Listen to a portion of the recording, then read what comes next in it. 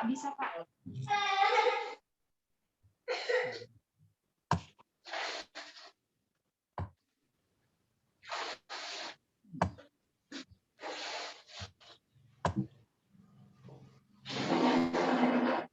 Ya.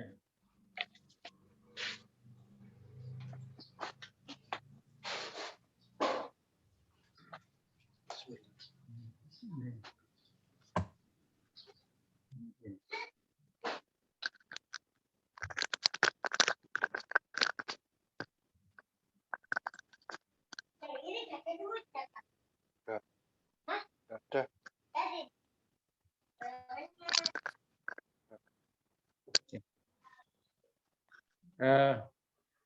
Kita mau mulai ya, Pak Dr. Selamat Suwartono. Oke, monggo Pak. Oh, ya. Oke, monggo. Ya Pak, monggo Pak. Oke. Assalamualaikum warahmatullahi wabarakatuh. Selamat siang semuanya. Warahmatullahi wabarakatuh. Oke. Jadi hari ini sesuai dengan jadwal dari Kapolri Magister Hukum Provendes atas nama Ahmad Supriyadi. Ya, Joni ya. Oh iya, ya Prof. Siap. Ya, sorry.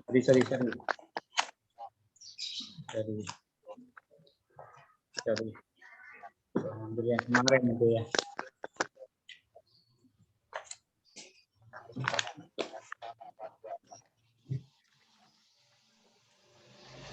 Atas nama Joni Fauzur Rohmat ya. Siap Pak Saiful. Jadi ini ujian seminar hasil gitu ya. Jadi pada hari ini sebagai pembahasnya ada dua, saya sendiri Dr. Saiful Rahman dan Dr. Selamat Suhartono SHMH dengan judul tesis analisis penetapan tersangka dalam penyidikan pidana tinjauan dengan peraturan Kapolri nomor 6 tahun 2019 tentang manajemen penyidikan tindak pidana. Jadi saya secara pribadi dan nama dosen menyampaikan selamat kepada Saudara Joni Fauzur Rahmat ya, yang telah memasukin pada tahapan seminar hasil. Perlu diapresiasi gitu ya, semangat belajar dan untuk mencapai gelar magister hukum gitu ya. Mudah-mudahan semangat ini tidak sampai di sini, sampai selesai nanti. Jadi belajarnya sampai selesai. Bahkan saya berharap mungkin bisa ke studi lanjutnya nanti. Tidak Oke. Ya. Ini dalam seminar hasil sebagaimana biasanya gitu ya. Ini Pak Joni Fauzur Rahman ini hari ini sehat ya? Sehat Pak Saiful. Sehat ya. Jadi siap untuk mempresentasikan hasil penelitiannya ya. Siap Pak. Mungkin ada baiknya sebelum kita persilahkan mempresentasikan, dipersilahkan saudara itu berdoa mungkin ya, bisa mudah-mudahan bisa membantu kelancaran dalam presentasi. Dipersilahkan berdoa dulu ya.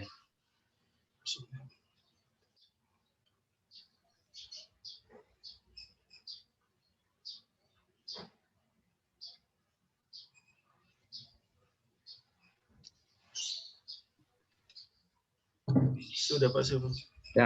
Ya, jadi sebagaimana biasanya sebelum kita membahas hasil penelitian ini nanti saya persilahkan kepada saudara Joni Fauzi Rahmat ini untuk mempresentasikan hasil penelitiannya untuk dibahas hari ini. Dipersilahkan untuk mempresentasikan dulu ya. Nanti setelah selesai mempresentasikan kita bahas bersama gitu. Ada secara bergantian dan termasuk audien nanti. Audiennya ini diberi hak untuk menyampaikan juga di samping pembahas, audien juga diberi hak untuk menyampaikan saran, pendapat, pertanyaan, konfirmasi ya. Oke, dipersilakan untuk mempresentasikan hasil penelitiannya. Terima kasih. Sebelumnya, Assalamualaikum warahmatullahi wabarakatuh. Terima kasih kepada Pak Rektor, Pak Saiful, dan pembimbing 2 Pak Salamet, dan rekan-rekan. Baik, kami langsung dari kami untuk mempresentasikan seminar hasil dengan judul Analisis Penetapan Tersangka dalam Penyidikan Pidana ditinjau Peraturan Kapolri Nomor 6 Tahun 2019 tentang manajemen penyidikan tindak pidana. Lanjut. Pendahuluan. Latar belakang. Latar belakang berdasarkan urutan proses penyidikan dan penyidikan menurut Peraturan Kapolri Nomor 6 Tahun 2019 tentang penyidikan tindak pidana dimulai dari adanya laporan atau pengaduan atau surat perintah penyidikan pasal 5 ayat 1.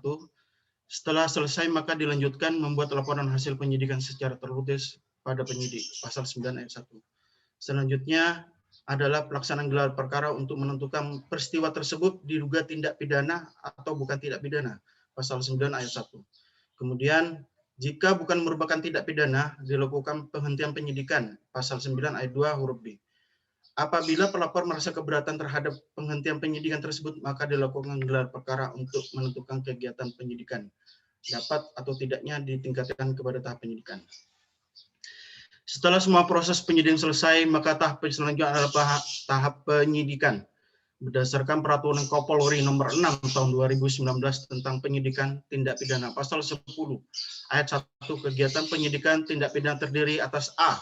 Penyelidikan, B. Dimulainya penyidikan, C. Upaya paksa, D. Pemeriksaan, E. Penetapan tersangka, F. Pemberkasan, G. Penyerahan berkas perkara, H. Penyerahan tersangka dan barang bukti, dan I. Penghentian penyidikan. Penetapan tersangka menurut pasal 14 ayat 2 dimulai saat terbitnya SPDP yang di dalamnya membuat identitas tersangka. Kemudian disambung dengan pasal 14 ayat 3 yang apabila penyidik belum dapat menentukan tersangka, identitas tersangka tidak perlu dicantumkan dalam SPDP. Beranjak dari uraian di atas pun saya menemukan pertentangan norma atau inharmonisasi antara pasal 14 Peraturan Kapolri Nomor 6 Tahun 2019 tentang penyidikan tindak pidana dengan pasal 10 ayat 1 dalam peraturan yang sama, yakni dalam Peraturan Kapolri Nomor 6 Tahun 2019 tentang penyidikan tindak pidana. Pertentangan norma atau inharmonisasi yang ditimbulkan dari ketidakpastian aturan hukum dapat terjadi multitafsir terhadap sesuatu dalam suatu aturan. Penetapan tersangka merupakan bagian dari upaya paksa. Karena ditetapkan seorang sebagai tersangka maka akan terkurangi hak asasinya. Oleh karena itu dengan ditemukan inharmonisasi antara pasal 14 dengan pasal 10 ayat 1 Peraturan Kapolri Nomor 6 Tahun 2019 tentang penyidikan tindak pidana, maka perlu dilakukan penafsiran sistematis berdasarkan sistem penyidikan pidana secara hakiki bahwasanya substansi dari penyidikan itu sendiri sudah jelas adalah untuk menemukan tersangka seperti yang dikatakan pasal 1 angka 2 Kitab Undang-Undang Hukum Acara Pidana KUHP, begitu pula dalam pasal 1 angka 2 yang juga untuk menemukan tersangkanya. Next. Ketentuan pasal 14 ayat 2 dan 3 Peraturan Kapolri Nomor 6 Tahun 2019 tentang penyidikan tindak pidana, ketentuan tersebut tidak menunjukkan adanya ketegasan karena terjadi tumpang tindih antara beberapa aturan, yakni pasal 14 ayat 2 Peraturan Kapolri nomor 6 tahun 2019 tentang penyidikan pidana yang menyatakan bahwa seorang tersangka sudah dapat ditentukan dalam SPDP. Sedangkan aturan pasal 14 ayat 3 Peraturan Kapolri nomor 6 tahun 2019 tentang penyidikan tindak pidana dimungkinkan dalam SPDP tidak ditentukan tersangkanya apabila penyidik belum dapat menetapkan tersangka. Selanjutnya, dalam pasal 14 ayat 4 Peraturan Kapolri nomor 6 tahun 2019 tentang penyidikan tindak pidana dalam hal tersangka ditetapkan setelah lebih dari 7 hari ditertibkan surat perintah penyidikan. Dikirimkan suatu pemberitahuan penetapan tersangka dengan dilampirkan SPDP sebelumnya. Surat pemberitahuan penetapan tersangka pada pasal 14 ayat 4 Peraturan Kapolri nomor 6 tahun 2019 tentang penyidikan tindak pidana menunjukkan bahwa tahap ini sudah ada penetapan tersangka. Adanya ketentuan ini semakin membuat kabur aturan tentang penetapan tersangka, di mana lain yang menunjukkan bahwa penetapan tersangka harus dilaksanakan sesuai dengan mekanisme gelar perkara, kecuali tertangkap tangan, yakni dalam pasal 25 ayat 2 Peraturan Kapolri nomor 6 tahun 2019 tentang penyidikan tindak pidana.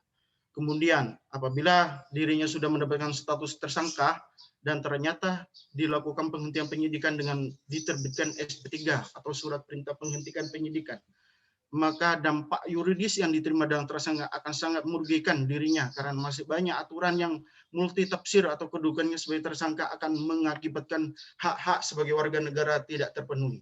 Next.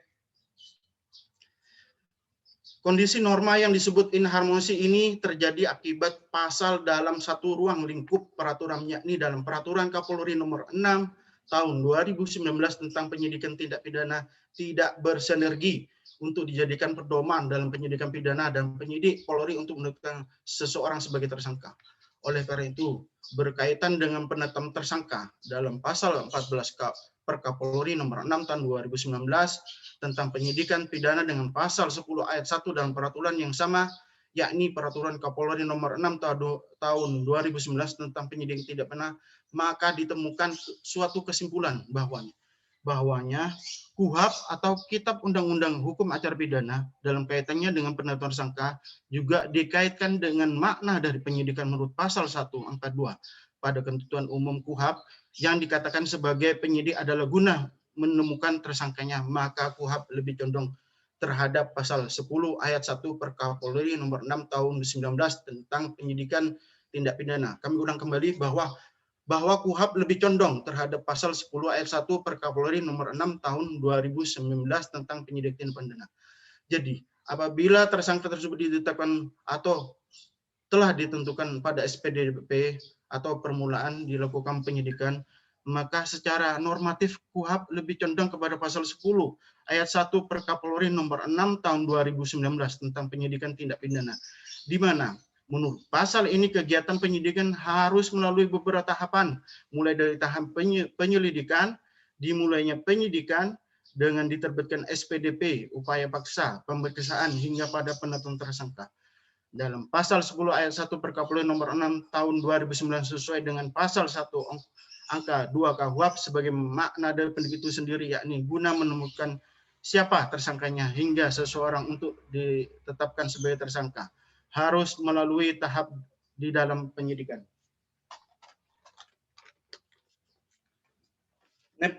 Pada seminar ini, tes ini kami melakukan tipe penelitian yuridis normatif, dan untuk pendekatan masalah kami menggunakan pendekatan perundangan dan pendekatan kasus. Tertuang dalam tesis kami juga teknik pengumpulannya bahan hukumnya melalui studi kepustakaan dan inventaris sudah saya jelaskan di tesis kami, dan sumber bahan hukumnya juga kami juga berikan pada bahan hukum primer, sekunder, dan tersier, dan teknik pengolahan bahan hukum juga kami jabarkan pada editing, sistematisasi, dan deskripsi. Next. Analisis bahan hukum. Kita menggunakan teknik analisis bahan hukum yang digunakan menganalisis adalah metode deskriptif sekaligus kualitatif dengan melalui penafsiran hukum yang penafsirannya sistematis. Next. Dalam yang kami lakukan terhadap latar belakang yang setelah kami lakukan terjadi rumusan masalah, yaitu kami membuat rumusan masalah, yaitu satu, apakah penetapan tersangka dapat dilakukan sejak dimulainya penyidikan, yakni pada penerbitan SPDP? Kedua, apa dasar penyidik menetapkan tersangka? Apa melalui tahapan dalam proses penyidikan sebagaimana dalam pasal 10 ayat 1 Peraturan Kapolri nomor 6 tahun 2019 tentang penyidikan tindak pidana? Next. Tujuannya itu satu, guna menganalisis apakah penetapan tersangka dapat dilakukan sejak dimulainya penyidikan, yakni pada saat penerbitan SPDP.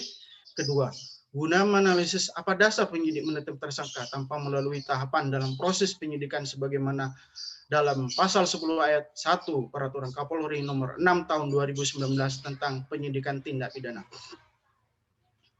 Next, tinjauan pustaka. Tinjauan pustaka itu kita jabarkan dalam sistem penyidikan terdiri pengertian penyidikan gitu.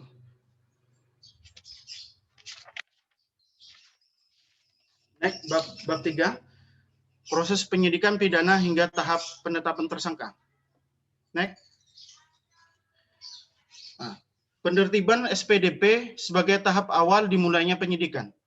Dasar dari penyidik melakukan penyidikan yaitu berdasarkan laporan polisi atau surat perintah penyidikan sebagaimana yang tertuang di dalam pasal 13 ayat 1 Peraturan Kapolri nomor 6 tahun 2019.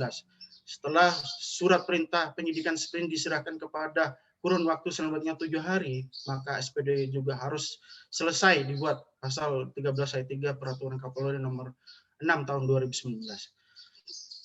Tahap penyidik ini di mana titik tekankan diletakkan pada tindakan mencari serta mengumpulkan bukti agar dapat ditemukannya menjadi terang siapa pelaku dari suatu tindak pidana yang dilaporkan atau yang telah terjadi tersebut, sehingga dapat diambil kesimpulan bahwa seluruh proses penyidikan selesai dilaksanakan barulah seorang dapat ditetapkan statusnya sebagai tersangka. Dalam pasal 13 ayat 3 Peraturan Kapolri nomor 3 menentukan identitas tersangka ditulis sebagaimana tertuang pasal 14 ayat 2 huruf Peraturan Kapolri nomor 6 tahun 2019 bahwanya identitas tersangka dapat ditulis jika ada. Hal ini menjadi tendensi sehingga menimbulkan penafsiran bahwa pada saat SPDP diterbitkan sudah ada penetapan tersangka terlebih dahulu. Next. Sudah sangat jelas bahwa menurut pasal 77 KUHP ini apabila sudah ditetapkan seorang menjadi tersangka pada tahap penyidikan dan apabila tersangka tersebut merasa bahwa penetapan dirinya sebagai seorang tersangka tidak sah secara hukum, maka berdasarkan putusan Mahkamah Konstitusi nomor 21 garing PUU strip Romawi 12 strip 2014 dapat mengajukan permohonan pra-peradilan, yakni pra-peradilan yang temanya adalah tidak sahnya penetapan tersangka yang ditetapkan dalam tahap penyidikan. Oleh sebab itu diperlukan adanya penafsiran hukum secara sistematis sebagaimana dalam sistem penyidikan pidana terhadap aturan yang ada tentang penetapan tersangka, bahwa seorang yang tidak dapat serta-merta tertulis atau ditetapkan sebagai tersangka apabila belum ada dua alat bukti yang menyatakan seorang tersebut dapat ditetapkan sebagai tersangka dan juga belum dilakukan penyidikan sebagaimana tertuang pasal 10 ayat 1 Peraturan Kapolri nomor 6 tahun 2019 tentang penyidikan tindak pidana. Next. Penetapan tersangka terhadap seseorang yang belum dilakukan proses penyidikan sangatlah berakibat terhadap sosial mereka. Seperti contohnya kasus Komjen Budi Gunawan dengan hasil putusan pra-peradilan nomor 04 garing Pit Pra garing 2015 PN Jakarta Selatan yang menyatakan bahwa statusnya sebagai tersangka tidak sah karena tidak memiliki kekuatan hukum mengikat. Komjen Budi Gunawan memiliki hak mengajukan permohonan pra-peradilan pada saat status dirinya sebagai seorang tersangka. Kemudian Hakim Tunggal dan sidang pra-peradilan tersebut juga menyatakan bahwa penetapan Budi Gunawan sebagai tersangka pada dugaan korupsi tidak memiliki kekuatan hukum mengikat karena pertimbangan dari perbuatan menerima hadiah atau janji yang dilakukan tidak dikaitkan dengan timbulnya kerugian bagi negara. Ada putusan perkara pra-peradilan pada tingkat pertama yang diajukan oleh Komjen Budi Gunawan dengan putusan 04/Pit/2015/PN Jakarta Selatan merupakan pengaplikasian dari hasil putusan Mahkamah Konstitusi nomor 21/PUU/Nuramawi 12/2014 yang mana objek peradilan baru adalah penetapan tersangka, penggeledahan dan penuntutan. Kaitan dengan penetapan seseorang sebagai tersangka, bahwanya apabila dalam menetapkan seorang sebagai tersangka tanpa melalui prosedur dalam proses penyidikan sebagaimana pasal 10 ayat 1 Peraturan Kapolri nomor 6 tahun 2019 tentang penyidikan tidak benar, maka hal tersebut tetap akan mencederai hak-hak dari orang tersebut yang sudah ditetapkan statusnya sebagai tersangka, seperti halnya Budi Gunawan yang mana dia akan dijalankan sebagai Kapolri. Bab 4. Dasar bagi penyidik dalam menetapkan tersangka dalam proses penyidikan pidana. Next. Pada proses penyidikan ada beberapa kegiatan di dalam penyidikan tidak pidana yang terdiri dari 9 proses, di mana dari 9 proses tersebut ada salah satunya hal yang menjadi pokok dalam penelitian tesis ini, yakni penetapan tersangka.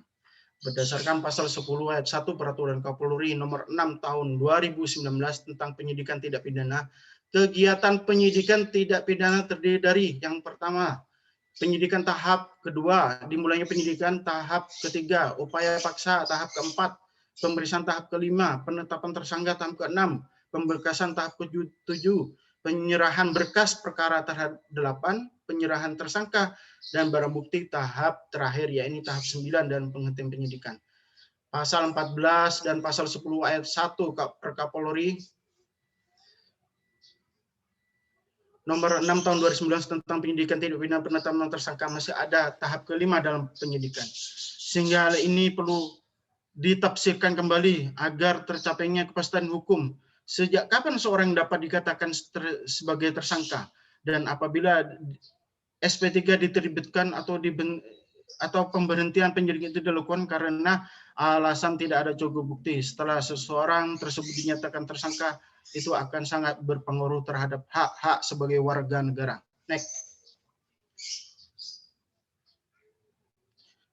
Pembuatan SPDP, surat perintah dimulainya penyidikan tersebut ada klausa yang menyatakan bahwa identitas tersangka, yakni di pasal 14 ayat 2 huruf D Peraturan Kapolri nomor 6 tahun 2019 tentang penyidikan tindak pidana harus dicantumkan. Kemudian pasal selanjutnya yang bersangkutan dengan pasal tersebut apabila belum dapat menetapkan tersangka, maka tidak perlu dicantumkan. Hal ini berdasarkan pasal 14 ayat 3 Peraturan Kapolri nomor 6 tahun 2019 tentang penyidikan tidak benar. Hal ini dari sini kita dapat menyimpulkan bahwa kata menetapkan tersangka, bahwa frase tersebut memiliki tendensi. Bisa saja penetapan tersangka itu dilakukan pada saat dibuatnya SPDP. Pasal selanjutnya yang juga mendukung adanya tendensi penetapan tersangka pada tahap pembuatan SPDP, yaitu di dalam pasal 14 ayat 4 Peraturan Kapolri nomor 6 tahun 2019 tentang penyidikan tidak pidana yang mencatatkan bahwa apabila dalam waktu 7 hari setelah diterbitkan surat perintah penyidikan sprindik, tersangka baru bisa ditetapkan sebagai tersangka, maka suatu pemberitahuan penetapan tersangka harus dilampirkan dengan SPDP sebelumnya. Next. Hal ini sudah sangat jelas bahwa dari pasal ini sangat dimungkinkan penetapan tersangka dilakukan pada tahap pembuatan SPDP, yakni tahap awal dimulainya penyidikan. Apabila kita merujuk pada pasal 25 ayat 1 Peraturan Kapolri nomor 6 tahun 2019 tentang penyidikan tindak pidana yang menyatakan bahwa penetapan tersangka itu berdasarkan paling sedikit 2 alat bukti yang didukung barang bukti. Apabila kita menelaah pada kausal dari pasal ini, untuk menentukan seseorang sebagai tersangka dapat saja dilakukan pada tahap penerbitan SPDP. Ketika kita merujuk pada pasal 25 ayat 1 Peraturan Kapolri nomor 6 tahun 2019 tentang penyidikan tindakan tersebut, yang mana harus cukup berdasarkan pada 2 alat bukti saja. Kemudian seseorang dapat secara langsung ditetapkan sebagai tersangka tanpa melalui beberapa tahapan sebelumnya. Seperti yang kita ketahui, proses atau urutan kegiatan penyidikan sebagaimana dijelaskan dalam pasal 10 ayat 1 Peraturan Kapolri nomor 6 tahun 2019 tentang penyidikan tindak pidana. Oleh sebab itu maka tidak harmonisnya antara pasal 14 dengan pasal 10 ayat 1 Peraturan Kapolri nomor 6 tahun 2019 tentang penyidikan tindak sangat terlihat jelas. Next. Jika mengacu pada pasal 25 ayat 1 tentang penetapan tersangka dalam Perkapolri nomor 6 tahun 2019 tentang penyidikan tindak pidana, bahwanya penetapan tersangka itu didasarkan dari adanya dua alat bukti yang kemudian didukung oleh bukti sehingga apabila penetapan tersangka sudah dicantumkan di dalam penertiban SPD, maka hal ini sangat dimungkinkan karena terbitnya SPDP adalah surat perintah penyidikan sprindik, di mana surat perintah penyidikan itu diberikan kepada kepolisian kepada penyidik setelah menerima laporan hasil dari penyidik secara tertulis sebagaimana yang tertuang di dalam pasal ayat 8 ayat 1 Perkapolri nomor 6 tahun 2019 tentang penyidikan tindak pidana. Namun ada hal yang sangat mengganjal di dalam pasal 10 ayat 1 Perkapolri nomor 6 tahun 2019 tentang penyidikan tindak pidana. Dalam kegiatan penyidikan pidana yang terdiri dari 9 proses, di mana proses penetapan tersangka itu berada di tahap kelima, yaitu setelah adanya tahap mulai dari dimulainya penyidikan, upaya paksa, pemeriksaan, hingga selanjutnya penetapan tersangka. Next. Maka hal ini sangat tidak sesuai dengan pasal tersebut. Seharusnya pasal 10 ayat 1 Perkapolri nomor 6 tahun 2019 tentang penyidikan tindak pidana menetapkan tersangka tersebut harus setelah dilakukan tahapan, namun pasal 25 ayat 1 Perkapolri nomor 6 tahun 2019 tentang penyidikan pidana yang menekankan bahwa seseorang yang dapat ditetapkan sebagai tersangka jika sudah dapat ditemukan dua alat bukti yang didukung barang bukti. Adanya ketidakharmonisan antara kedua pasal ini menyebabkan tidak tercapainya tujuan hukum yang itu sendiri, yakni untuk menemukan kepastian hukum. Apabila dalam menentukan atau menetapkan seorang sebagai tersangka tidak berada dalam satu sudut pandang, apalagi dalam suatu kelas sosial, dalam pasal yang mana akan mencederai norma esensi dari pasal tersebut. Oleh karena itu, dengan ditemukannya inharmonis antara pasal 14 dengan pasal 10 ayat 1 Peraturan Kapolri nomor 6 tahun 2019 tentang penyidik tindak pidana, maka perlu dilakukan penafsiran sistematis berdasarkan sistem penyidikan pidana secara hakiki bahwa substansi dari penyidikan itu sendiri sudah jelas adalah untuk menemukan tersangka seperti yang dikatakan dalam pasal 1 angka 2 Kitab Undang-Undang Hukum Acara Pidana KUHP, begitu pula dalam pasal 1 angka 2 Peraturan Kapolri nomor 6 tahun 2019 tentang penyidikan tindak pidana yang juga untuk menemukan tersangkanya. Next.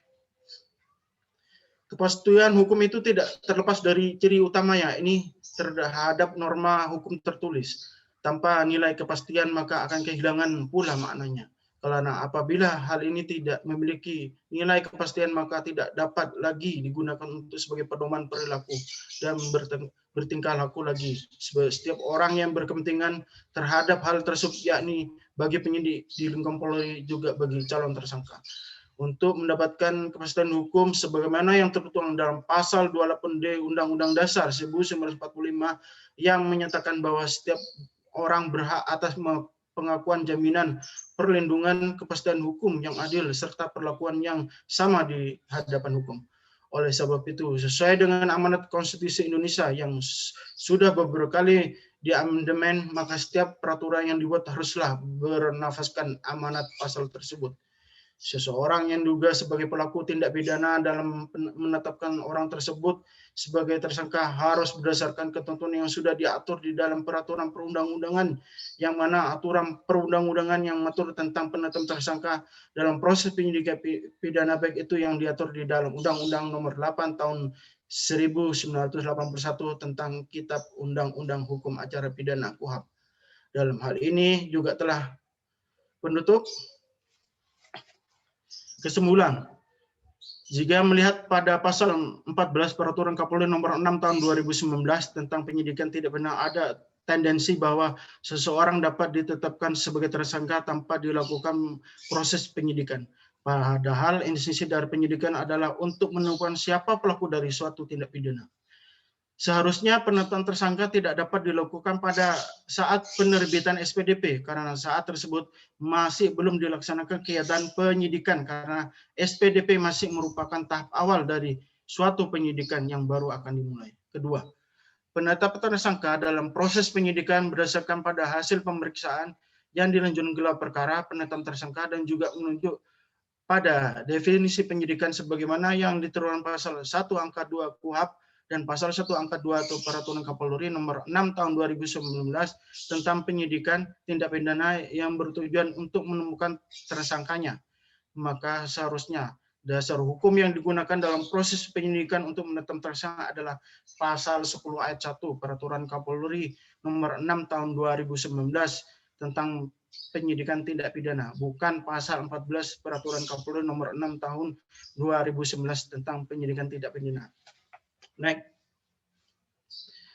Saran bagi pemerintah, khususnya Kapolri sebagai pejabat membuat kebijaksanaan dalam menjadikan tindak pidana bagi penyidik Polri adanya inharmonisasi antara pasal 14 dengan pasal 10 ayat 1 Peraturan Kapolri nomor 6 tahun 2019 tentang penyidikan tindak pidana yang berkaitan dengan penetapan seseorang sebagai tersangka. Maka perlu dilakukan evaluasi terhadap peraturan tersebut demi terciptanya kepastian hukum.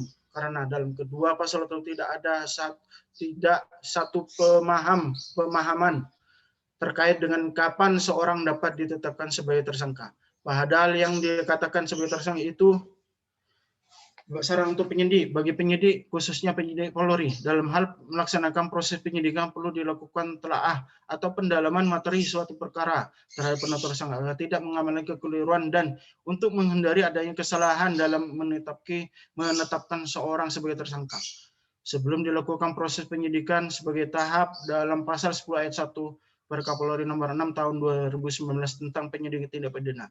Dan juga merujuk pada definisi penyidikan sebagaimana yang tertuang dalam pasal 1 angka 2 KUHP dan pasal 1 angka 2 Peraturan Kapolri tentang penyidikan yang bertujuan untuk menemukan tersangka sehingga tidak mencederai hak konstitusionalnya dan juga menghindari tindakan semena-mena penyidik bagi calon tersangka dan tersangka. Perlu mendapatkan bantuan hukum dari pemerintah khususnya bagi calon tersangka dengan ekonomi lemah dan perlu dilakukan edukasi hukum agar menghindari perbuatan semena-mena dari oknum penyidik. Terima kasih. Saya kembalikan kepada Bu Evi kembali.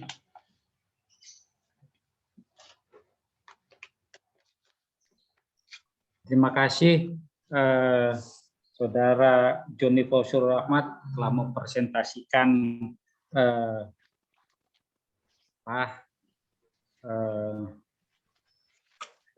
tesis ya. Jadi sudah lengkap tadi mulai dari awal sampai kesimpulan dan saran. Dan sekarang kita bahas bersama ya. Kita ikutin pertama sebagai pembahas. Saya persilahkan ke Dr. Slamet Suartono dulu ya, nanti kita bahas secara bersama. Saya beri kesempatan kepada Pak 61 sampai dengan 63 Undang-Undang. Terima kasih Pak Syafrahman.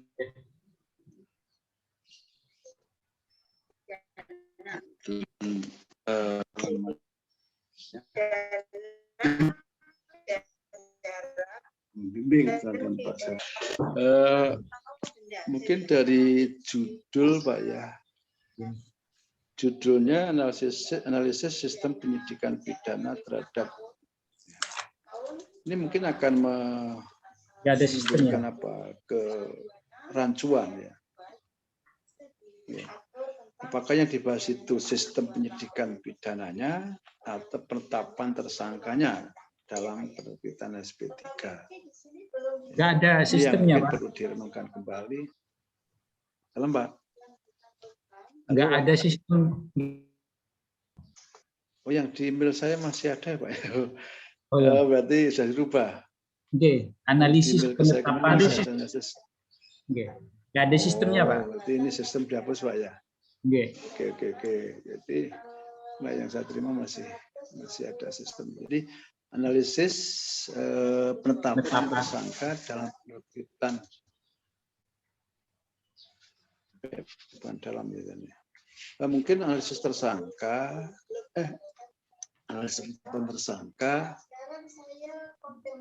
Ya tersangka itu Pak, bukan tersangkan. Pak. Tersangka. Penetapan tersangka, ya Pak ya. Siap. Yang dianalisiskan itu. Kemudian di sini ada dalam penerbitan SP3. Apa ini yang mungkin yang perlu diperpan tersangka dalam penerbitan SP3? Itu yang dahulu tuh Ya, Pak Slamet, yang kita ubah sekarang bukan tentang SP3-nya. Yang baru. Penyidikan ini.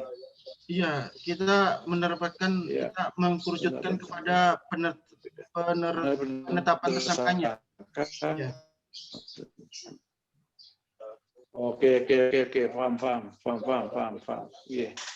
Kita kerucutkan menjadi penetapan tersangkanya dalam pidana. Dalam penyidikan pidana. Iya, itu yang terbaru. Ya, ini yang mungkin penyidikan tindak pidana saja nih Pak ya, sebetulnya. Iya. Ini mungkin ditambahkan saja analisis penetapan tersangka dalam penyidikan tindak pidana mungkin Pak. Karena kalau penyidikan pidana itu mungkin kurang apa ya, menurut saya kurang lengkap. Ditambah satu kata tindak pidana. Ini yang dianalisis adalah penetapan tersangkanya tadi ya, analisis ya. Mungkin nah ini yang pertanyaannya adalah itu yang dianalisis proses penetapannya atau penyidikannya Pak? Penetapan tersangkanya. Itu adalah penetapannya. Nah, persoalannya adalah satu masalahnya adalah apa? Kewenangan, menyangkut kewenangan, menyangkut prosedur atau yang lain. Itu yang barangkali kalau bicara masalah analisis. Ya, mungkin yang sering ditemukan oleh Mas apa namanya? Mas Joni. Lupa saya. Mas apa namanya? Mas Joni. Mas Joni. Nah, ini mungkin saya yakin ini berangkat dari fakta Mas ya. Mungkinkah dalam penetapan tersangka itu ada kesalahan prosedur atau mungkin menurut Mas Joni itu dianggap tidak lazim lah ini atau tidak mengacu pada norma-norma hukum yang berlaku misalnya apa begitu? Kalau analisis lah ya penetapan tersangka lah. Mungkinkah itu berkaitan dengan prosedur penetapannya? Gimana? Iya, mungkin menemukan fakta di lapangan, oh ini ada kesalahan prosedur misalnya. Itu kan bentuknya keputusan Mas ya itu ya nantinya. Surat perintah, surat penetapan itu kan keputusan. Ya, Mas Joni, halo. Kok hilang ya? Halo Mas Joni.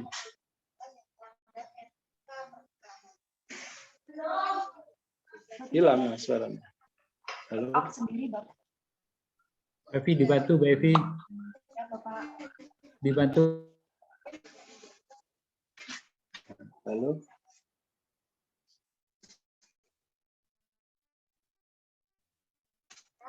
Jadi gini Mas, kalau nyambung Mas ya. Sudah join Bapak. Halo.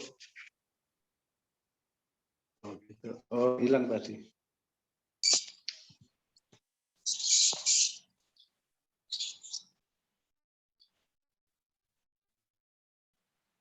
Halo, Mas. Ya, Prof.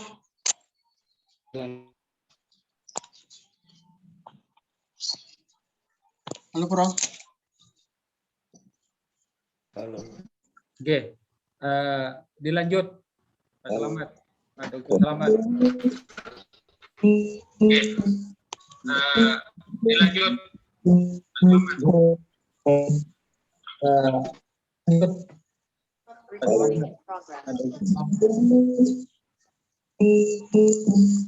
Tidak bisa, Pak. Perlu kaji ulang dalam undang-undang pendidikan konsumen itu sangat dan tadi dari ada apa namanya sanksi untuk Putus, Mas. pelaku periklanan yang melanggar etika. Halo, Bro. Halo, bisa nyambung Mas ya? Dengar Mas ya? Iya. Nah, jadi kalau itu adalah penetapan, itu kan wujudnya surat Mas ya, surat keputusan barangkali ya. Nah, kalau itu bicara masalah keputusan, maka nanti tentu akan mungkin ya saya nggak tahu di Mas Joni apakah itu ditemukan dalam praktek penyidikan ya di lapangan atau itu hanya mempelajari norma-norma yang berkaitan dengan penyidikan tersangka di dalam praktek Mas ya. Namun yang perlu diperhatikan menurut saya adalah kalau bicara masalah penetapan itu berarti satu yang harus dianalisis adalah terkait dengan kewenangan. Adakah kewenangan yang atau problem kewenangan terkait dengan penetapan tersangka dalam penyidikan. Jadi untuk mengetahui apakah sudah benar penetapan terhadap tersangka itu pertama ditelusuri. Ya, adakah kewenangan dari pejabat yang berwenang menetapkan status tersangka seseorang misalnya dalam penyidikan itu. Yang kedua, ya, apakah prosedur yang dilakukan dalam penetapan tersangka itu sudah dilakukan dengan benar. Nah, saya yakin itu ada SOP-nya, Mas, ya, standar operating procedure. Setiap putusan itu apapun bentuknya, apapun namanya, satu harus bersumber pada kewenangan yang sah. Yang kedua, harus ada tata cara yang diikuti dengan benar. Jika persoalan jangan arahnya mungkin nanti terkait dengan penetapan tersangka tadi harus dicari itu ada kewenangan itu aktifasi maupun mandat. Nah, kalau ada cacat di dalam kewenangan maka tentu penetapan itu menjadi cacat pula. Juga harus ada prosedur yang telah ditetapkan. Sebuah keputusan itu ada tata cara, ada prosedur yang baku ya. Kalau mungkin di dalam sehari-hari mungkin kita temukan istilah SOP, standar operating procedure misalnya. Langkah-langkahnya harus jelas dan itu dilalui. Yang ketiga adalah tidak ada unsur penyalahgunaan kewenangan. Ada enggak itu unsur proseduralnya misalnya. Nah, tiga hal itu menurut saya perlu dijadikan tolak ukur kalau memang yang dianalisis adalah penetapannya loh Mas. Bicara masa keabsahan misalnya. Nah, saya rasa kalau analisis itu judulnya maka tentu Mas Joni akan mempersoalkan ya penetapan tersangka itu dari tiga unsur tadi ya kewenangan, prosedur dan ada tidaknya penyalahgunaan kewenangan dalam penetapan tersangka itu. Ya, gimana Mas Joni? Bisa dipahami atau mungkin ada klarifikasi barangkali? Halo, Mas Joni? Halo. Iya, bisa dipahami. Betul. Coba, ya, gimana? Bisa di dalam Perkap nomor 6 tahun 2019, kami menemukan dua pasal yang menurut kami itu bertentangan. Pasal 10 ayat 1 dengan pasal 14 ayat 2 dan 3. Di sini ada perbedaan. Nah, kita kan sebagai penyidik itu kan bingung mana yang akan diterapkan, pasal 10 atau 14-nya. Pasal 10 itu kita dalam uraian di dalam Perkap ini kegiatan penyidikan tindak pidana terdiri atas satu penyelidikan. Penyelidikan itu kan sudah diterangkan di depan, dimulainya penyidikan, B, C, pemeriksaan, penetapan tersangka, pembekerasan, penyerahan berkas, penyerahan tersangka dan barang bukti dan panggilan penyidik. Itu ada proses sampai terjadinya penetapan tersangka pasal 10. Nah, dalam pasal 14 kami menemukan bahwa Karena kan sudah mengatur tadi. 14 itu entitas tersangka dapat di SPDP itu dapat maksudnya dianukan tersangka pasal 4 ayat 3 dan pasal 4 ayat 3-nya itu, Pak. Sehingga ada inharmonisasi atau pertentangan norma di 14-nya gimana, Bang? pada Esensinya apa, Mbak? gini, penetapan tersangka menurut pasal 14 ayat 2 dimulainya saat penerbitan SPDP yang di dalamnya memuat entitas tersangka. Sudah ada nama tersangka. Di dalam pasal 10?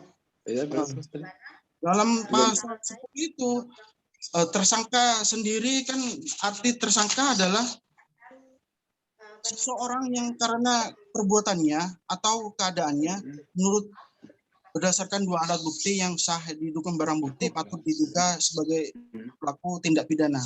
Dalam surat SPDP, surat perintah dimulainya penyidikan, kan itu kan sudah ada tersangkanya, berarti nama tersangka. Apabila penyidik tidak menemukan tersangka, maksudnya tidak usah dikirim identitas tersangkanya.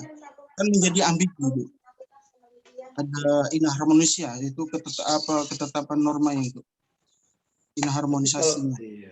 Kalau tidak ada nama, ya tentu kan nanti akan menyulitkan juga siapa ini sebenarnya tersangkanya, calon tersangkanya. Kan begitu. Apakah memang dilarang ya ketika? Bukan. Dalam penetapan tersangka sudah kan jelas, Pak. Tersangka itu kan dalam artian dalam hal di Perkap ini menyatakan bahwa tersangka itu adalah seseorang yang karena perbuatannya atau keadaannya berdasarkan alat bukti yang sah yang dihitung ada barang bukti tersebut diduga sebagai alat bukti. Bukan ditentukan SPDP, Pak, tapi ditentukan bahwa alat bukti yang cukup untuk dijadikan tersangka.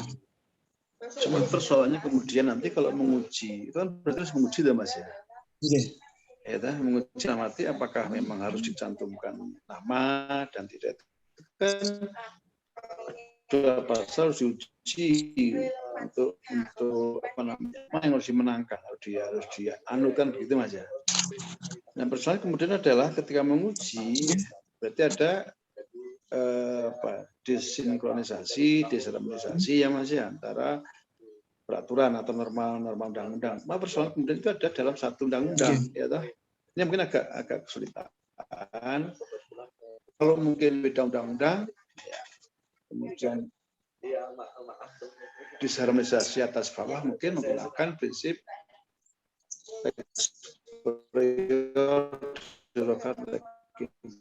superior, ya. Kalau sama undang-undang mungkin lex spesialis derogat generalis superior. Ini persoalan kemudian ditemukan dalam satu undang-undang, satu norma, hanya beda pasal itu ya. Makanya dalam tesis ini, Pak, kami hanya beda pasal itu ya masalahnya. Iya, saya kaitkan ke KUHP. Saya bandingkan dengan KUHP yang lebih tinggi. Di tesis ini, Pak, saya anukan KUHP yang lebih tinggi. Bahwa artinya begini, ketika nanti Mas Joni akan menguji atau mencari mal yang paling tepat diikuti, coba nanti dikaitkan dengan produk hukum yang lain. Sehingga misalnya dua pasal dalam satu undang-undang itu bertentangan atau saling tidak sejalan misalnya, coba nanti mencari cantolan, ya, mencari gantungan, mencari rujukan di dalam norma hukum yang lebih tinggi. Ya, tadi misalnya KUHP misalnya, KUHP itu yang mana? Sehingga pasal yang nanti yang dianut adalah ikuti aja yang di KUHP. misalnya yang di pasal 614 yang sesuai dengan KUHP, ya ikuti yang pasal 14. Kalau pasal 10 yang sesuai dengan KUHP, ya ikuti yang di pasal 10. Menurut saya itu yang mungkin paling bijak ya untuk menyelesaikan konflik norma dalam satu peraturan perundang-undangan. Ya, kalau normanya itu beda undang-undang sih masalah, menggunakan prinsip yang dikemukakan oleh Gerd Frederick Maltz ya dengan preferensi itu. Tapi karena dalam satu undang-undang beda norma, beda pasal, kalau saya mungkin lebih tepat merujuk pada norma hukum yang lebih tinggi yang berkaitan dengan hal yang diatur yang sama tadi. Karena penyidikan di KUHP juga ada penyidikan, maka nanti tentu merujuk pada undang-undang yang lebih tinggi yang di KUHP itu ya Mas ya. Pasal yang tidak sesuai dengan KUHP itu yang harus dikalahkan. Menurut saya seperti itu. Ya, nanti Mas Joni akan memperoleh gambaran yang jelas. Oh berarti yang saya ikuti adalah yang di KUHP. Karena perkap itu Mas ya. Itu hanya sebagai peraturan teknis ya Mas ya. Yang tentu tidak boleh melanggar dengan pasal undang-undang yang lebih tinggi kan begitu ya. Itu gampangnya untuk. Tapi ini pendapat Mas Joni loh ya. Nanti ketika diuji oleh siapapun nanti harus dipertahankan. Apa Mas Joni menggunakan prinsip ini? Itu pendapat saya, ya toh? Pendapat Mas Joni maksud saya. Ya. Nanti kalau mungkin ada orang lain melakukan penelitian yang sama terkait dengan materi ini ya silakan. Dia mungkin punya metode yang berbeda, silakan, nggak masalah. Ya. Tapi Mas Joni harus dipegang teguh, dipegang kuat bahwa ini adalah temuan saya, itu adalah pemikiran saya. Sehingga nanti ketika ditanya siapapun, termasuk dalam ujian-ujian ini ya, tesis, ya harus dipertahankan. Menggunakan semacam apa namanya Mas ya, bukan analogi, tapi menggunakan penafsiran atau asumsi lah gitu ya. Bahwa norma yang lebih tinggi, prinsip superioritas itu dijadikan rujukan. Itu yang menurut saya bisa digunakan sebagai alasan untuk mempertahankan apa namanya itu pendapat Mas Joni yang dituangkan dalam karya ilmiah namanya tesis ini. Itu bagus. Sehingga betul-betul yang dihasilkan nanti dapat digunakan referensi ya, terutama bagi pelaku-pelaku penyelidikan ya, dan dalam hal ini adalah kepolisian ya. Nah, mungkin selama ini terabaikan dan selama ini mungkin tidak ada yang peduli dengan norma itu barangkali ya. Nah, ini menarik menurut saya Mas Joni, yang penting nanti bisa dipertahankan siapapun ya ketika diuji misalnya ditanyakan jawab aja yang itu pendapat saya gitu ya, pendapat Mas Joni maksudnya ya. Sila pendapat lain monggo silakan kita adu argumen ya di forum ilmiah resmi gitu aja. Tapi saya itu bagus sekali, artinya apa, ada di situ ada sikap kritis dari Mas Joni ya yang mempersoalkan konflik norma ya di internal perkap tadi ya, itu sekali, sehingga sekaligus itu evaluasi terhadap norma di dalam peraturan Kapolri tadi ya, itu menurut saya ya. Jadi mohon maaf jujur saya agak ya, yang terakhir di email saya saya gak lihat jelas isinya langsung terus ya, Bro. Nah, kemudian yang kedua masih itu dengan teknik penulisan ya yang masih banyak kita temukan. Contoh dalamnya paling gampang ya, contoh dalam tayangan ini Mas ya. Alinea kedua itu kan alinea baru Mas ya. Itu kata oleh karena tidak bisa dipakai sih. Jadi oleh karena kemudian sedangkan dan seterusnya itu kata sambung. Fungsinya untuk menyambung kalimat depan dan belakang. Jangan oleh karena dan seterusnya jangan digunakan di awal kalimat. Ya, itu pesan saya. Karena kaidah ilmiah itu mempunyai pola sendiri Mas ya. Tidak seperti nulis koran, tidak nulis majalah ya, tapi ada etika penulisan yang betul-betul kita harus, dan tesis itu merupakan karya ilmiah ya, sebelum disertasi tertinggi sebelum disertasi. Dan ini tolong perhatikan teknik penulisan. Yang ketiga juga ini Mas, banyak atau ada beberapa kata dan kalimat yang menurut saya perlu diperbaiki ya. ada kata-kata yang bersifat bombastis, ya, kalimat-kalimat yang kurang memperhatikan ejaan yang disempurnakan. Karena begini Mas, kunci dari hukum itu ada pemilihan kata dan penyusunan kalimat, ya. Pemilihan konsep dan penyusunan proposisi. Itu menunjukkan kualitas penulisan nanti. Kesalahan pada pemilihan kata, misalnya begini, kata-kata yang bermakna denotatif, ya, mana ganda itu tidak boleh digunakan di dalam kalimat-kalimat hukum karena maknanya kan berbeda dan penafsiran yang berbeda juga, yang pada akhirnya akan memunculkan ketidakpastian dan ketidakadilan. Yang kedua juga terkait dengan proposisi atau komposisi, ya, terhadap proposisi, penyusunan kalimat, ya, itu juga penting. Kurang kata, salah menempatkan kata itu menjadi penting. Karena saya temukan di sini di Mas John itu kalimat-kalimatnya tidak tuntas, ya, dan tidak berbunyi gitu ya. Jadi antara titik ke titik itu, loh, ini nggak bunyi ya. Ini tolong diperhatikan lagi ya. Jadi perhatikan subjek, predikat, objek ya, SPOK dan keterangan penting. Ya, jadi pilihan kata, penyusunan kalimat, ya ibaratnya kalau kita membandingkan komposer musik, Mas ya. Komposer musik kan menata nada ya. Seperti itu ibaratnya. Kalau nada ditata dengan baik, dengarnya juga baik. Demikian juga di dalam menyusun kalimat-kalimat ilmiah hukum, termasuk penyusunan undang-undang, kalimat-kalimat undang-undang itu harus betul-betul mengkompos, ya, kata, membuat kalimat yang betul-betul benar, sehingga bermakna atau berbunyi. Dan bunyi itu sesuai yang kita kehendaki atau dibaca orang lain sesuai dengan yang diinginkan oleh orang lain. Contoh misalnya begini Mas ya, contoh kalimat yang tidak lengkap tapi pada akhirnya juga memberikan makna yang berbeda. Dokter ahli penyakit kulit dan kelamin, misalnya ya.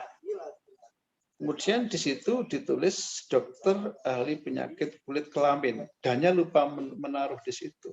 Itu sudah beda makna. Misalnya satu kata dan itu sudah beda makna.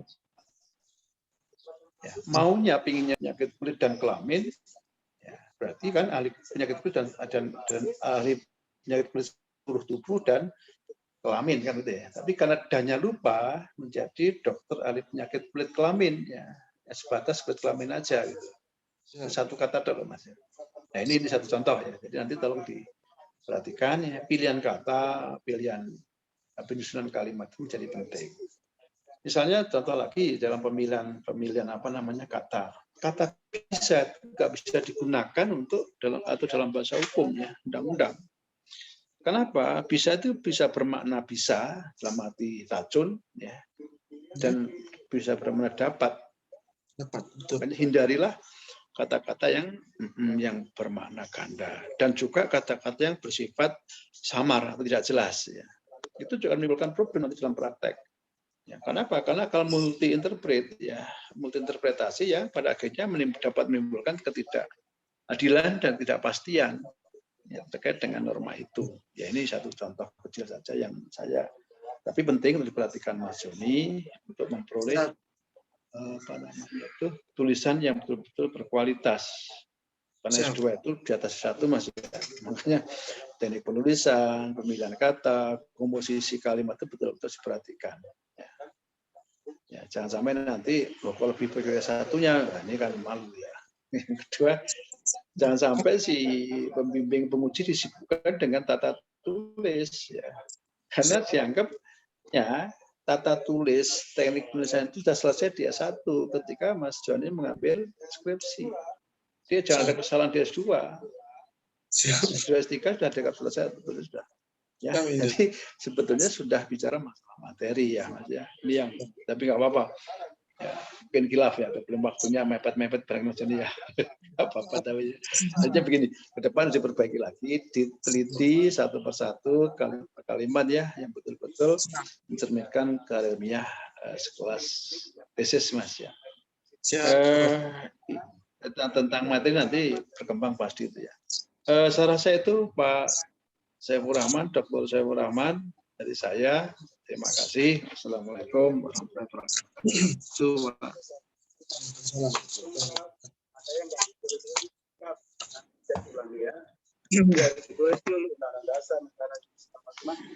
Waalaikumsalam warahmatullahi Terima kasih wabarakatuh. Prof. Adiwarta. Terima kasih semuanya. Itu tadi hasil pembahasan dari Dr. Slamet Purnomo yang perlu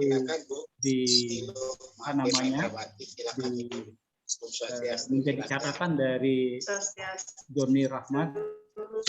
Jadi mulai dari judul ya, judul itu ada tambahan ya tindakan pidana ya, tindak pidana ya. Iya. Jadi bukan langsung ke pidananya, ada proses kan gitu ya. Siap, proses. Terus kemudian analisis penetapan kan. Jadi kan saudara memilih istilah penetapan.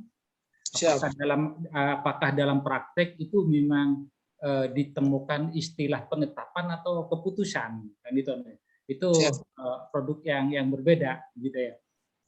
Kayak umpamanya SP3 itu kan surat perintah, perintah. Tapi itu dalam praktek produknya berupa penetapan kan begitu ya. Apakah sama dengan jadi ada perbedaan kadang-kadang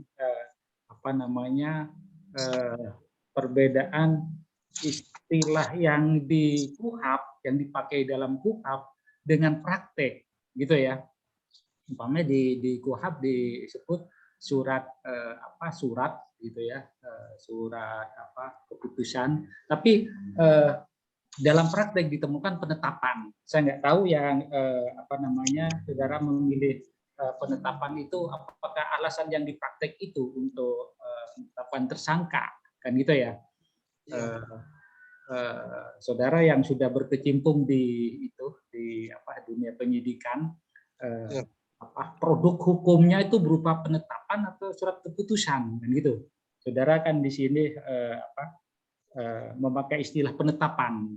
Penetapan dengan keputusan itu berbeda kan gitu.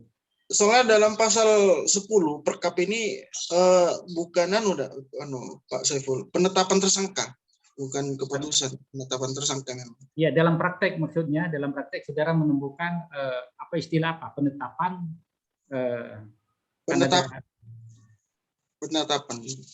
penetapan ya. Oke. Kalau penetapan gitu, analisis penetapan itu yang perlu diperhatikan itu kan tadi ada 3 hal gitu ya. Ada 3 hal tadi. Apa itu? Yang pertama itu legalitas dari kewenangan. Ya, legalitas kewenangan, legalitas prosedur, legalitas substansi. Itu yang perlu nanti saudara kembangkan dalam pembahasan. Secara orang yang menetapkan itu punya kewenangan apa enggak kan gitu ya. Jadi, legalitas kewenangannya. Kalau berbicara kewenangan itu ada berapa teori kewenangan di situ ya. Kewenangan nanti tinggal mengurai aja. Ada istilahnya mandat, ada apalagi itu ya, macam-macam kan saudara. Terus kemudian legalitas prosedur tadi ya, legalitas prosedurnya. Secara prosedurnya gimana, benar apa enggak kan gitu nih. Prosedurnya, legalitas prosedur atau tata caranya atau SOP-nya kan gitu ya. Tinggal benar enggak ketika menetapkan seorang tersangka itu prosedurnya benar enggak dan itu sesuai dengan SOP. Kalau tadi yang pertama legalitas kewenangan, pejabat yang menetapkan itu punya kewenangan enggak? Jadi kewenangan siapa itu? Yang kedua mengenai legalitas prosedur. sesuai enggak prosedur ketika dia menetapkan sesuai dengan prosedur yang ada enggak? Atau tadi SOP katanya ya. Ya. Yang ketiga, legalitas substansinya. Fungsi. Ya, substansi itu itu perlu nanti di diberi terutama ketika nanti membahas di di bab 3-nya ya, bab 3 dan bab 4 ketika membahas permasalahan itu ya. Ya. Terus kemudian tadi saudara kan mempertentangkan di peraturan Kapolri itu antara pasal 10 berangkat dari pasal 10 dan pasal 14 kan yang ada pertentangan norma, dan saudara kita berangkat dari situ. Kalau di pasal 14-nya ketika SPDP ini saya nggak melihat di latar belakang saudara langsung masuk ke SPDP gitu. Nah, ini sasaran pas sebelum saudara karena kan gini, tesis ini dibaca banyak orang, bukan hanya orang yang mempunyai latar belakang hukum, penyidik itu langsung ngerti SPDP itu surat pemberitahuan dimulainya penyidikan, sudah paham. Ya. Saudara harus urai dulu ya. Sebelum saudara menyikat SPDP, ya langsung termasuk mungkin peserta seminar ini ada yang bertanya apa SPDP gitu ya. Jadi surat perintah pemberitahuan, surat pemberitahuan ya, bukan surat perintah. Di KUHP surat pemberitahuan dimulainya penyidikan kan itu anunya. Yang selanjutnya saya sikat SPDP dan gitu anunya ya. Betul. Jangan langsung ke ini kan gitu.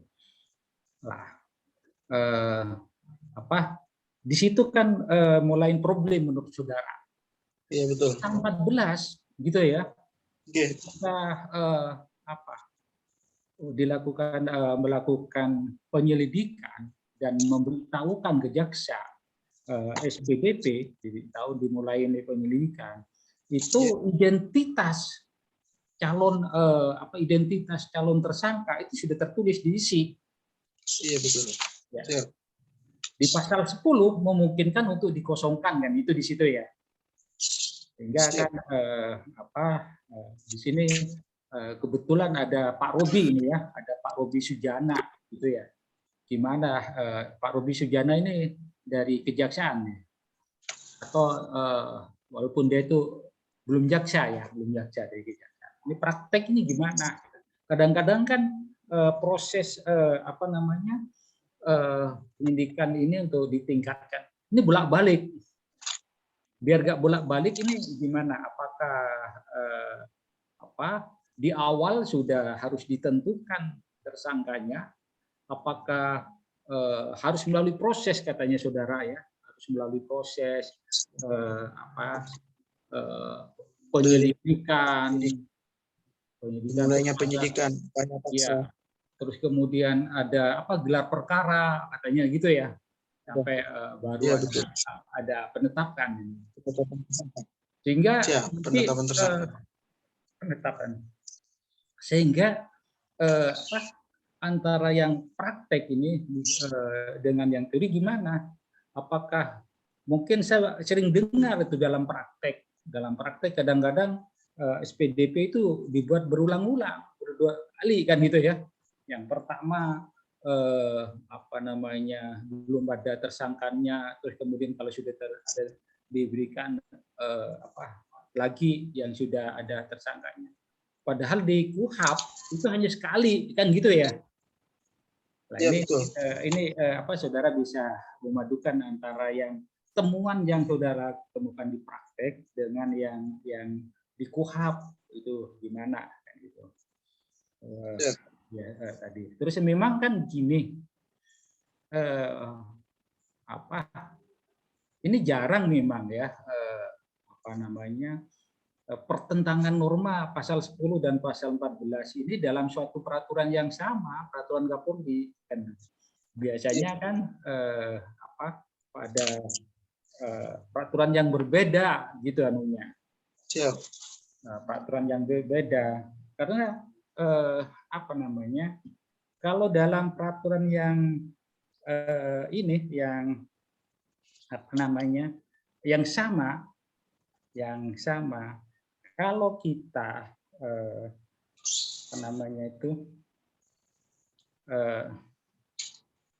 kalau kita ke teorinya dari teorinya Gigi Habruging gitu ya, nanti saya berikan cara bekerjanya norma hukum gitu ya. Jadi setiap norma ada norma perintah gitu ya, norma perintah ada norma perintah untuk melakukan, maka di situ ada juga perkecualiannya. Jadi di situ hukum mesti ada perkecualian untuk tidak melakukan. Ini nanti ada di bukunya Habruging ya. Demikian juga setiap larangan untuk melakukan ya, setiap larangan untuk melakukan ada perkecualiannya juga untuk dapat melakukan. Apakah itu kalau dalam terus kemudian setiap perintah di dalamnya itu sudah tercakup izin untuk melakukan itu teori Habruging. Terus demikian juga setiap larangan tidak melakukan ya, di dalamnya sudah tercakup dispensasi untuk tidak melakukan. Ini ada di apakah pasal ini dengan teorinya Habruging ini, apakah pasal 10 dengan pasal 14 itu demikian, bukan perkecualian kalau hal tertentu ini bisa. Jadi memang SPDP itu harus ada, katakanlah harus ada identitas dari calon tersangka. Tapi kalau belum pasal 25-nya, kalau belum ditemukan dengan dua alat bukti yang didukung oleh barang bukti, bisa dikosongkan. Mungkin nggak gitu ya, mungkin ini di sini banyak banyak praktisi ini ya, banyak teman-teman kepolisian bisa memberi masukan kan gitu ya. Terus kemudian ini saya ngelihat tesis dari saudara Joni ini, karena tesis ini bagaimanapun ini kan merupakan karya ilmiah gitu ya.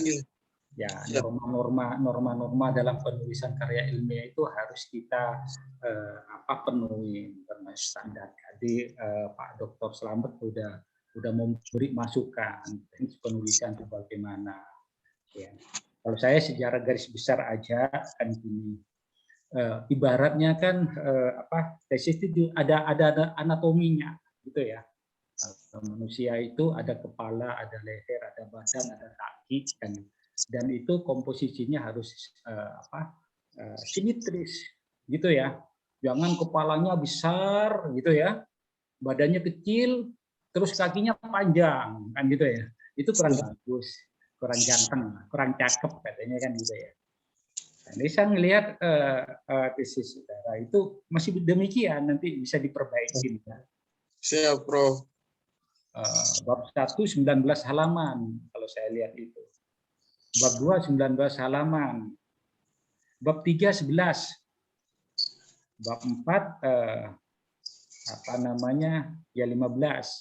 Masih bagus. Bab ini 3 halaman. Nah, ini kan perlu perlu disimetriskan nanti ya. Saya berharap minimal bab 3 dan bab 4 karena itu pembahasan itu lebih banyak, bisa saudara memasukkan beberapa teori-teori gitu ya, karena analisis di situ ya. Tadi mengenai penetapan itu dianalisis apakah penetapan itu dia itu secara legalitas kewenangan memenuhi syarat. Orang yang mempunyai kewenangan, legalitas kewenangannya itu bagaimana? Legalitas prosedurnya itu bagaimana? Legalitas substansinya itu apa benar apa enggak? Kan gitu ya. Kalau sudah memenuhi itu ngapain, dan itu kan sudah bagus berarti kan gitu ya. Gitu. Itu sih dari saya. Masih ada sih, tapi saya beri kesempatan kepada teman-teman yang lain ini ya untuk bicara di sini ya. Ada Pak Andri di sini ya, kalau bisa memberikan masukan. Ada Pak Andri Rudi, Pak Andi Rudiman, ada Pak Robi, ya, ada Usyatun Hasanah ini ya. Nah, saya kira teman-teman yang lain, termasuk Pak Supriyadi ini hadir di sini ya kemarin, memberikan masukan, gitu ya, memberikan masukan gimana agar sehingga nantinya sesuai dengan harapan Pak Joni bisa memberikan sumbangsi nantinya kepada masyarakat, kepada pemerintah, Polri, kepada masyarakat, ya, gitu, ya. Oke, itu catatan dari saya.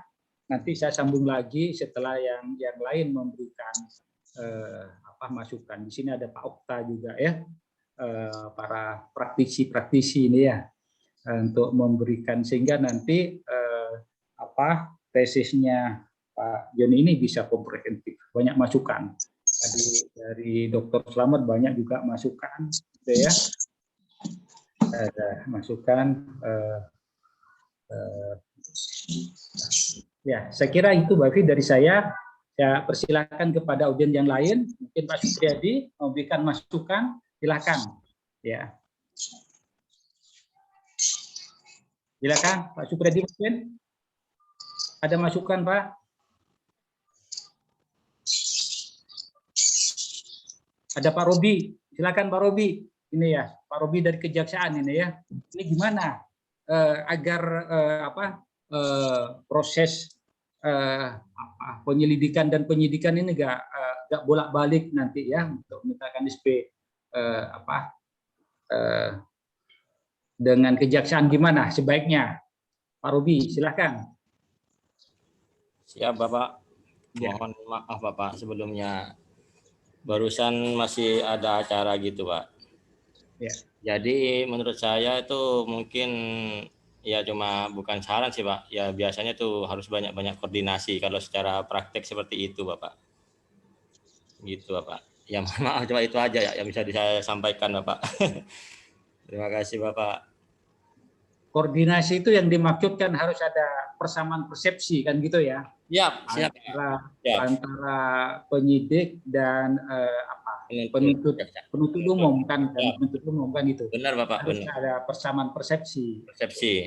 Benar. Persamaan persepsi itu sehingga itu harus itu koordinasi yang dimaksud gitu ya. Siap Bapak, benar Bapak. Oke, yang lain ada masukan Pak Supriyadi, Pak Ahmad Supriyadi.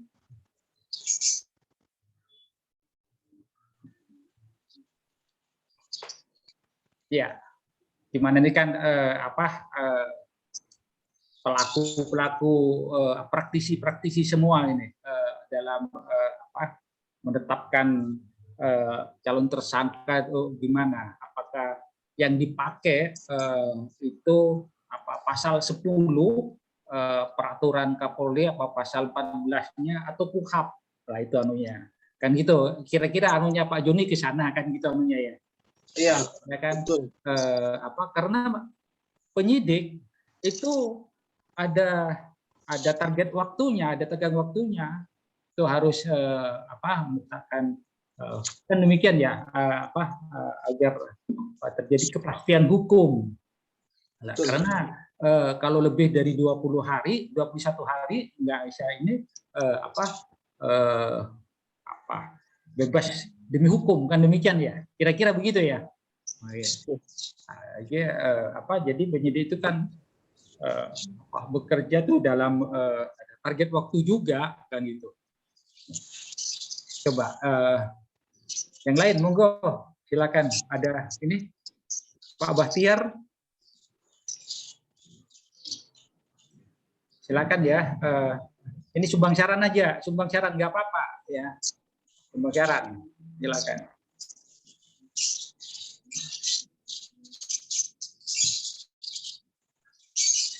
Silahkan, ada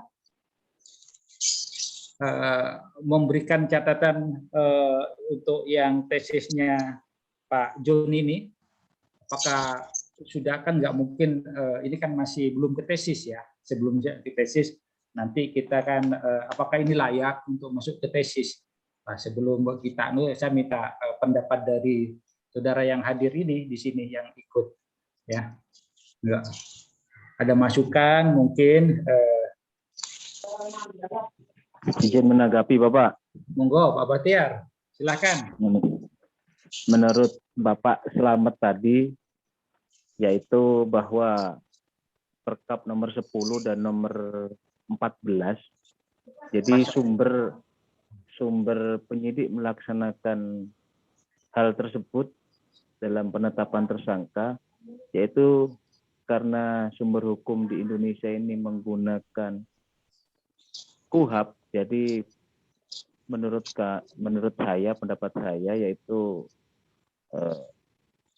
Perkap 10 dan 14 adalah bersumber dari KUHP, Bapak. Jadi meskipun terjadi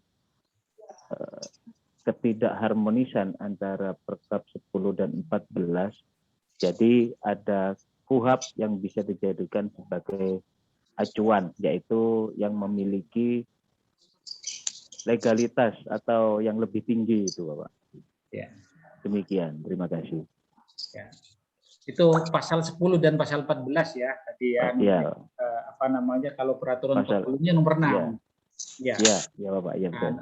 Bukan nomor 10 dan nomor 14, tapi pasalnya itu. Pasal. Ya itu memang enggak. Itu ya jadi kembali kepada aturan yang lebih tinggi gitu ya. Iya. Aturan yang lebih tinggi yaitu KUHP gitu maksudnya ya. Betul. Oke. Silahkan yang lain.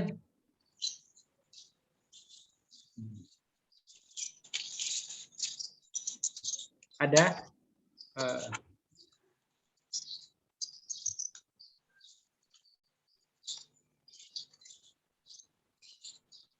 Oke.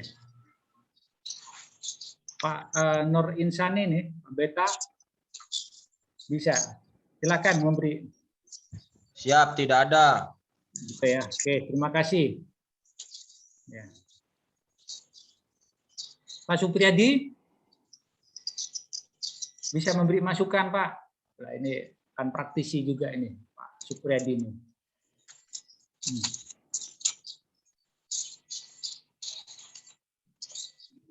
Ada, Pak. Oke. Enggak ada ya. Itu saya kira. Pak Dokter Selamat masih ada masukan? Sedikit. Oke. Pak Dokter Selamat.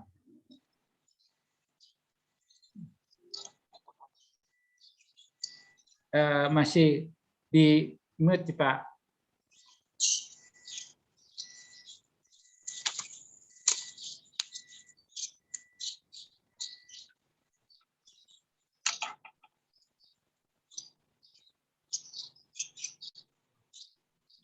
Ya, halo. Masih di masih di mute, Pak. Pak Dokter Selamat. Ada masukan?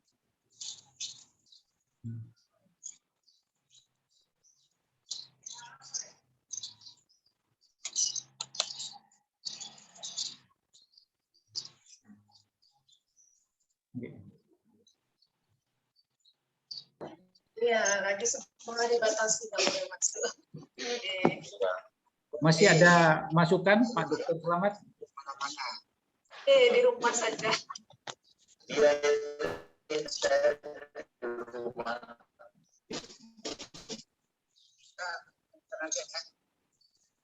kasih pada tim Profesor Bukti, Dr. Eni, Dr. Selamat, dan Dr. Ron. Sudah masuk dan saudara Tiga Bagus Gede Agustia Mahaputra dinyatakan lulus. Artinya dengan suatu catatan yang begitu banyak. Selamat, yuk kerja. Terima kasih banyak. Pak Selamat, apa ada yang ingin disampaikan lagi, Bapak? Cukup, Mbak. Ya, cukup. Ya. Baik, Pak. Pak Saifur, bisa dilakukan proses penilaian untuk Pak Joni. Oke. Terima kasih. Kalau nggak ada masukan dari teman-teman audien ini ya. Di sini ada Bu Ratna sebetulnya ya, ada Bu Ratna, ada Bu Ana ya. Ada Bu Ana. Terima kasih. Bapak. Baik, terima kasih atas waktunya. Ujian finalisasi sama IPKT sudah selesai. Saya mohon izin untuk mengakhiri di sini. Terima kasih. Terima kasih, Mbak Sofi. Kalau nggak ada yang nambahin lagi masukan, saya mau izin dulu dengan Dr. Selamat sebentar untuk diskusi. Mbak Evi, saya minta teman-teman untuk anu dulu ya, Mbak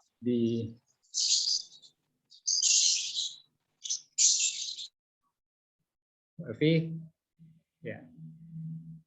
Ya, Bapak, ini dipindahkan ke waiting room, Bapak. Ya, oke ya. Pindahkan ke waiting room ya. Nanti masuk lagi ya.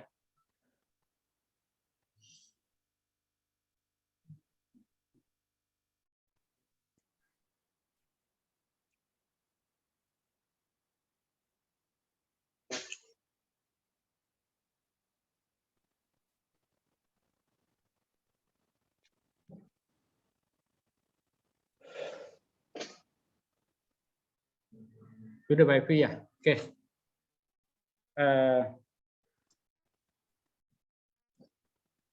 Oke, terima kasih Pak Dokter Selamat. Ini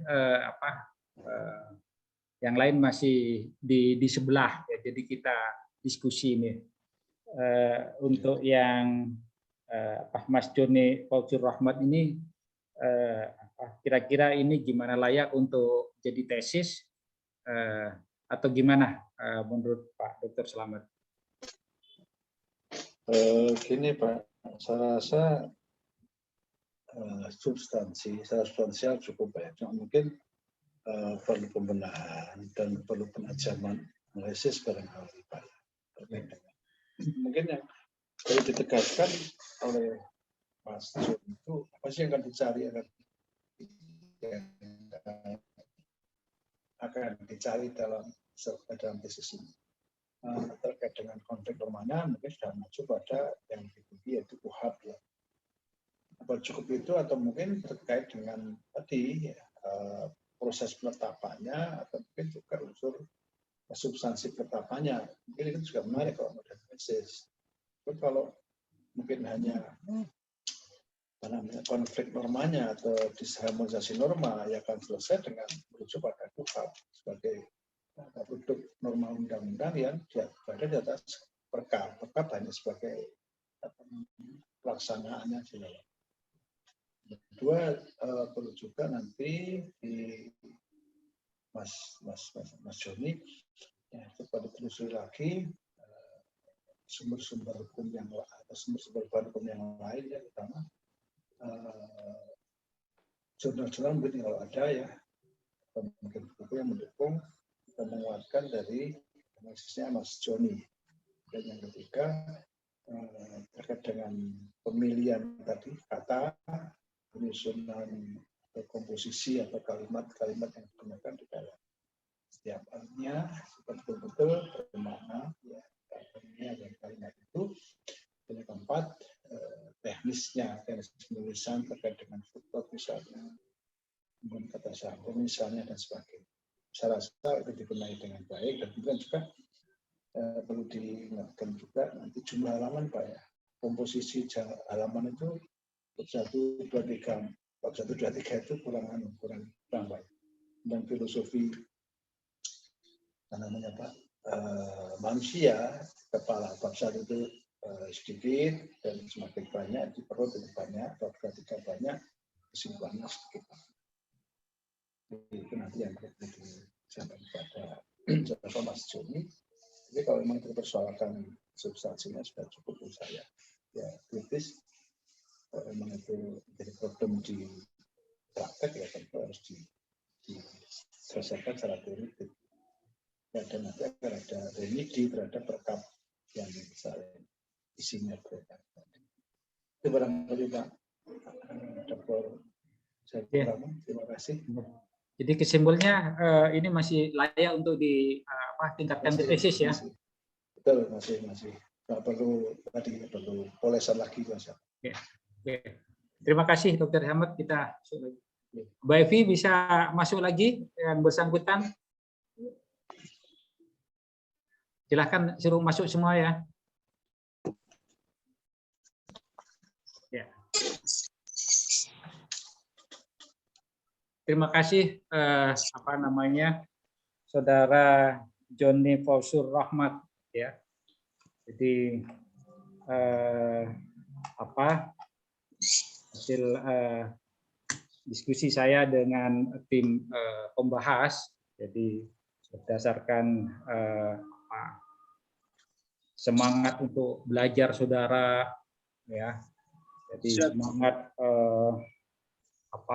dalam menyusun tesis ini, juga performance saudara ketika tadi mempresentasikan, dan juga cara saudara menjawab. Jadi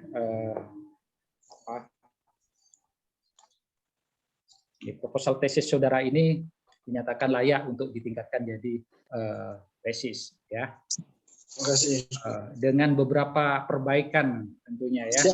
Nah, kebetulan nanti saya sebagai sebagai pembimbing banyak nanti masukan-masukan yang harus saudara perbaikin tesisnya, sehingga nantinya tesis saudara itu mempunyai bobot sebagai karya ilmiah, karya tulis dari mahasiswa S2 dan gitu ya. Nanti itu dari saya ucapkan selamat dan tetap semangat semuanya. Terima kasih kepada Dr. Slamet sebagai pembahas dan kepada teman-teman mahasiswa yang ikut dalam seminar hasil hari ini. Saya ucapkan terima kasih, tetap semangat ya.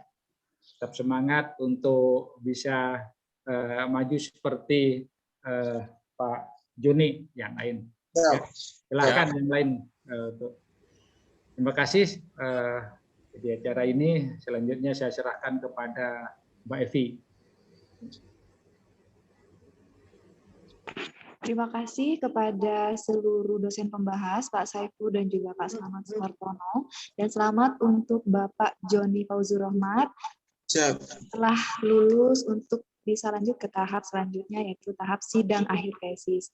Dan untuk teman-teman Magister Hukum yang saat ini juga sedang menempuh tesis, semoga tesisnya bisa selesai di semester ini. Terima kasih juga kepada audiens yang sudah ikut berpartisipasi dalam acara seminar hasil tesis pada siang hari ini.